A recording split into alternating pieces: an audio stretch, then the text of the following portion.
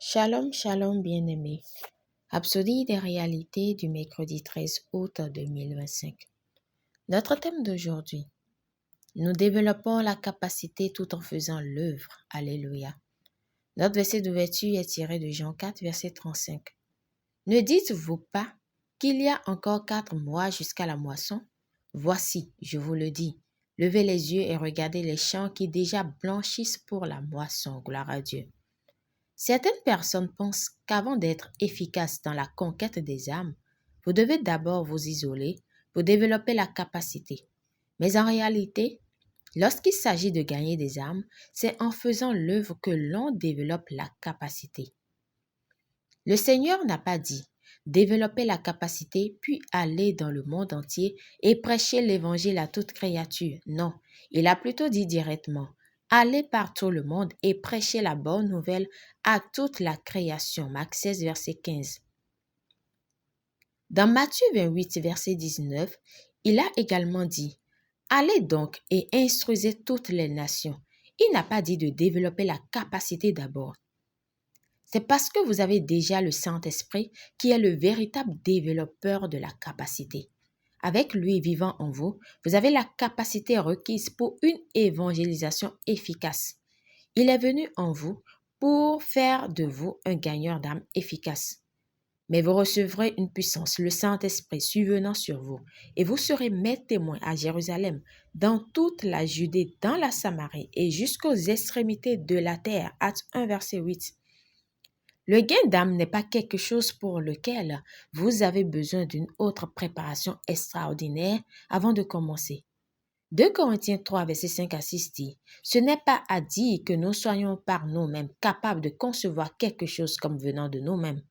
Notre capacité, au contraire, vient de Dieu. Il nous a aussi rendus capables d'être ministres d'une nouvelle alliance. Pensez-y. Le Saint-Esprit a déjà fait de vous un ministre compétent du Nouveau Testament. Il a déjà développé votre capacité. Tout ce que vous avez à faire, c'est de vous lancer. Plus vous gagnez des âmes, plus il augmente sa grâce sur vous pour faire plus. Ainsi, développez une plus grande capacité au fur et à mesure que vous faites l'œuvre. C'est ainsi que nous grandissons dans la foi et que nous développons une plus grande efficacité dans le ministère. Prenez toujours un temps pour jeûner, prier et étudier la parole. Tout cela alimentera votre passion pour le gain d'âme et l'évangélisation. Laissez le Maître revenir et vous trouvez en train d'œuvrer diligemment, répandant partout le message du royaume. Gloire à Dieu. Alléluia. Prière. Cher Père, merci pour la sagesse et l'urgence de l'Évangile. Je déclare qu'en gagnant des âmes, je suis fortifié et équipé pour de plus grandes œuvres. Je développe la capacité en œuvrant dans l'Évangile. Et je suis efficace dans l'accomplissement de ton appel. Merci d'avoir fait de moi un ouvrier fructueux dans ton royaume. Au nom de Jésus. Amen. Pour une étude approfondie, nous lisons Matthieu 28, verset 19 à 20, 2 Timothée 4, verset 2, 2 Corinthiens 3, verset 5 à 6, Actes 1, verset 8. À présent, nous aimerions vous donner l'opportunité de recevoir le Seigneur Jésus-Christ comme Seigneur et Sauveur de votre vie, en priant de tout votre cœur et de manière à vous entendre. Prions. Ô Seigneur Dieu, je crois de tout mon cœur en Jésus-Christ, Fils du Dieu vivant.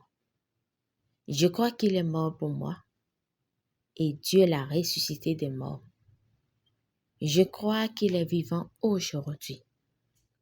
Je confesse de ma bouche que Jésus-Christ est le Seigneur de ma vie à partir d'aujourd'hui. Par lui et en son nom, j'ai la vie éternelle. Je suis né de nouveau. Merci Seigneur d'avoir sauvé mon âme. Je suis désormais un enfant de Dieu. Alléluia. Vous pouvez lire Romains 10, versets 9 à 10. Félicitations si vous avez fait cette prière. Vous êtes désormais un enfant de Dieu. Alléluia.